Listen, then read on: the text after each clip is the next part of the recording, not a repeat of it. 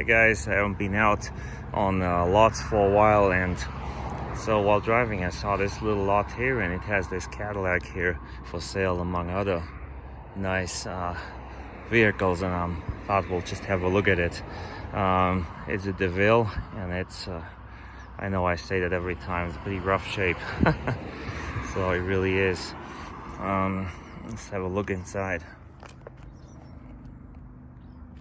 See, the interior seems to be okay. Now the tires are bad, which that's fixable. The body, the door, the fuel door hangs low. It is, I don't know. Wonder for how much they would sell this. See, the liner there is broken in. Automatic antenna is sticks out. Tires are flat.